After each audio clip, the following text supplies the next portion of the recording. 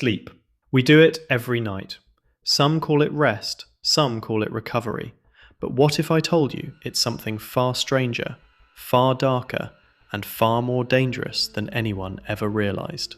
Somewhere in the spaces between your conscious mind and the deep abyss of unconsciousness, there exists a hidden architecture of dreams. Layers so profound, so unnerving, that reaching the deepest of them could change your perception of reality forever. We know more about black holes millions of light years away than we do about what happens when you close your eyes at night. We study the human brain endlessly, yet your own nightly hallucinations, dreams, remain a vast, uncharted territory. Scientists, psychologists, and neuroscientists have all tried to decode it, but most focus on the superficial: REM cycles, brainwaves, neurotransmitters. Few venture deeper. Fewer still have gone beyond the first few levels, because most people never reach the fifth level of dreams, but those who do never fully wake up, not in the way you think. Some wake only to find reality shifted, distorted, and unbearable. Others never sleep again. Tonight, I'm going to take you through the 5 levels of dreams, each deeper, darker, and far more dangerous than the last. By the time you reach the 5th level, you might never look at sleep the same way again. Level 1, the threshold.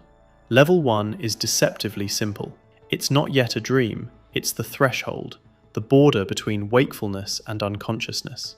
Scientists call it Hypnagogia, a state where your mind is both awake and asleep at the same time. You might notice fleeting geometric shapes, strange lights, or a subtle vibration in your perception.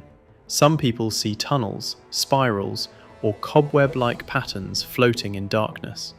It's here that your mind begins to test the waters. In rare reports collected from dream forums and Reddit threads, people describe seeing shadowy figures standing at the edge of their vision, watching them. The mind is highly suggestible in this state. Your fears, anxieties, and unresolved memories start to seep into this liminal space. Some users claim to see repeating faces, strangers who will eventually appear in deeper levels. Evidence from old forums like dreambank.org shows thousands of posts describing these first glimpses. One user wrote, "I saw a spiral of light. It felt alive. It moved when I blinked, like it was waiting for me to step in. These are the doorways to your inner world. Step through and you enter Level 2. Level 2, the Dreamscape. Level 2 is where things begin to form. The void of Level 1 starts to take shape into landscapes, environments that feel familiar, yet impossibly wrong. Houses look normal, but are oddly proportioned. Streets bend and twist in ways that defy logic. Researchers call this the Dreamscape, a canvas built from your memories, but shaped by raw emotion. At this level, your brain begins projecting emotion into space, and the result can be beautiful or horrifying. Reddit posts detail eerily vivid experiences. I walked down my old street, but the houses were stretched taller than they should be. The sky was a thick purple, and the wind whispered things I couldn't understand. Psychologists theorize that Level 2 is where the amygdala dominates. Your memories are filtered through emotion rather than logic. Ordinary events from your life may twist into scenarios that evoke fear, sadness, or nostalgia. You might meet a faceless figure or hear a familiar voice echoing across an empty cityscape. Level 3, the metaphor. Level 3 is where dreams start telling stories, but not in the way you expect. This is where emotional logic overtakes reality. Time loops, places shift, and characters act according to a narrative your conscious mind cannot control. One famous recurring dream is the airport dream, documented in hundreds of online posts. A person rushing to catch a flight, only to find gates vanish or the airport expanding endlessly. Variants include being lost in a hotel, a mall, or even a cruise ship. The outcome is always the same: frustration, anxiety, and a sense of inescapable doom. Level 3 is metaphorical. The dream reflects unresolved life issues, fear of failure, loss, conflict, or identity crises. Dream researchers call it selective simulation, the mind amplifying raw emotion to process it. In online forums, people share posts like, "I kept missing my flight. It felt like my life was stuck, looping, and no matter how fast I ran, I couldn't escape." At this stage, dreams become unpredictable. They are no longer passive experiences. Your emotions are actively shaping reality within the dream, laying the foundation for the horrors to come. Level 4, the Uncanny. Level 4 is where the dream stops feeling like your own creation. Places, characters, and scenarios begin to operate independently of your will. Independent agents emerge, figures with intent, aware of your presence. They might be helpful, neutral, or hostile, but their actions are no longer under your control. Here, recurring dreams become profound. One Reddit user described a figure appearing nightly for 10 years, growing older with them. Another detailed walking through a city they had never visited, yet the architecture, street names, and colours were exact matches to a real location they discovered later. The core of Level 4 is loss of control. Your mind is still projecting emotional logic, but it now collaborates with an intelligence that may not be yours.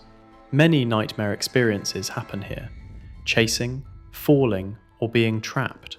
Dreams begin to extract meaning from your emotions, blending your personal experiences with universal fears. An inherited neural template of terror passed down through evolution. Online evidence is chilling. Posts on dream forums describe being chased by unknown figures, unable to move, feeling both panic and inevitability.